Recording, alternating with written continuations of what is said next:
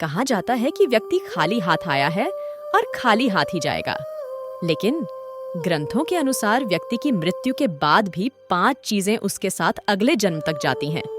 तो आइए जानते हैं मरने के बाद क्या साथ ले जाता है व्यक्ति। आपने अक्सर लोगों को कहते सुना होगा कि मृत्यु के बाद व्यक्ति के साथ कुछ नहीं जाता। जो भी उस व्यक्ति से जुड़ी भौतिक सुख की चीजें हैं, वह सब यहीं रह जाती हैं। अगर पुराण, वेद और बाकी धर्म ग्रंथ को देखा जाए तो उनमें स्पष्ट बताया गया है कि व्यक्ति की मृत्यु के बाद भी कुछ चीजें उसके साथ अगले जन्म तक जाती हैं। कुछ चीजें ऐसी हैं जिनका भुगतान व्यक्ति के अगले जन्म में भी करना पड़ता है। तो आइए जानते हैं ऐसी कौन सी 5 चीजें हैं जो मरने के बाद भी व्यक्ति के साथ जाती हैं। ज्ञान व्यक्ति को भीड़ में सबसे अलग करता है। ज्ञान के बल पर आप अपनी एक अलग पहचान और लोगों पर छाप छोड़ने में कामयाब रहते हैं। इसलिए अपनी मृत्यु से पहले पहले आप जितना ज्ञान ले लेंगे वह आपके बहुत काम आएगा। दरअसल ऐसी मान्यता है कि जीवित रहते हुए व्यक्ति जो गुण सीख लेता है वह उसके साथ मृत्यु के बाद भी जाते हैं। इसीलिए अपना समय खुद को अच्छा ज्ञान और गुण सीख में व्यस्त करें। श्री गीता में भी इस बात का जिक्र किया गया है कि ज्ञान और दान कभी नष्ट नहीं होता है।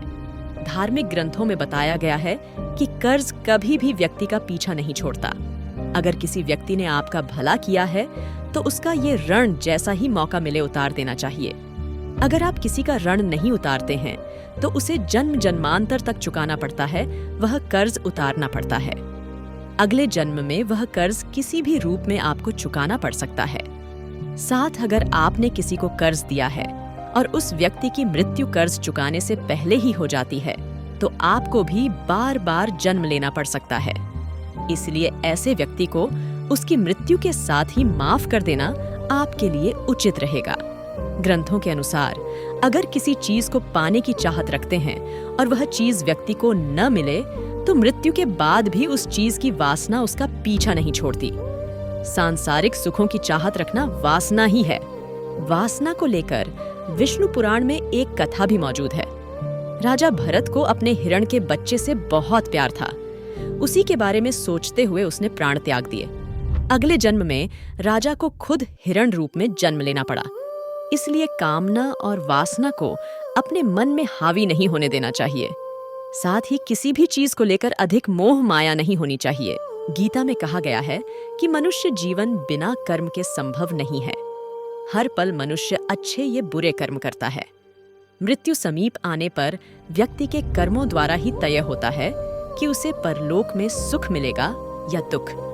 इन्हीं के परिणाम से अगले जन्म में अच्छा बुरा फल प्राप्त होता है। कर्म 7 जन्मों तक व्यक्ति का पीछा नहीं छोड़ते हैं। इसका एक उदाहरण महाभारत में भी मौजूद है। बाणों की शैया पर लेटे हुए भीष्म को भगवान कृष्ण से जब भीष्म वे पूछा कि मुझे ऐसी मृत्यु क्यों मिली, तो भगवान कृष्ण ने उन्हें 7 जन्म पहले की घटना याद दिलाई। 7 जन्म पहले भीष्म ने एक अधमरे सांप को उठाकर नागफनी के कांटों पर फेंक दिया था।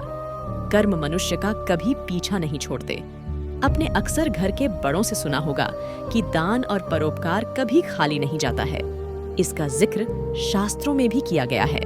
जीवन में अगर कोई अपरिचित व्यक्ति आपकी मदद करता है, इसका अर्थ है कि वह पिछले जन्म में आपके द्वारा किए गए दान और परोपकार को चुका रहा है।